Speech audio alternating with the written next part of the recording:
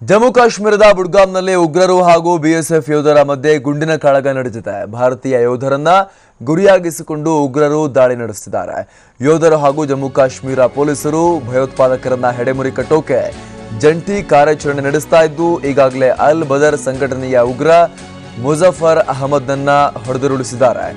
ಗುಂಡಿನ ಕಾಳಗದಲ್ಲಿ ಓರ್ವ ಪೊಲೀಸ್ ಅಧಿಕಾರಿ ಗಂಭೀರವಾಗಿ ಗಾಯಗೊಂಡಿದ್ದು ಆಸ್ಪತ್ರೆಗೆ ದಾಖಲು ಮಾಡಲಾಗಿದೆ. ಇನ್ನು ಕೆಲ ಉಗ್ರರು ಅಡಗಿರುವ ಶಂಕೆ ಹಿನ್ನೆಲೆಯಲ್ಲಿ ಯೋಧರು ಹಾಗೂ ಪೊಲೀಸರು ಹುಡುಕಾಟವನ್ನ ಈ ಕಾರ್ಯಾಚರಣೆಯನ್ನ ಮುಂದುವರೆಸಿದ್ದಾರೆ. ಓರ್ವ ಭಯೋತ್ಪಾದಕನನ್ನ ಹತ್ಯೆ ಮಾಡಲಾಗಿದೆ. ಇನ್ನೂ ಕೂಡ ಅಲ್ಲಿ ಕಾರ್ಯಾಚರಣೆ ಮುಂದುವರೆದಿದೆ ಅನ್ನುವಂತಹ ಮಾಹಿತಿ ಲಭ್ಯವಾಗ್ತಾ ಇದೆ. ಜಮ್ಮು ಕಾಶ್ಮೀರದ ಬುಡ್ಗಾಮ್ನಲ್ಲಿ ಆಗಿರುವಂತಹ ಘಟನೆ ಅಲ್ ಬದರ್ ಭಯೋತ್ಪಾದಕ ಸಂಘಟನೆಯ ಮುಜಫರ್ ಅಹಮದ್ನನ್ನ ಈಗ ಗುಂಡಿಕ್ಕಿ ಹತ್ಯೆ ಮಾಡಲಾಗಿರುವಂಥದ್ದು.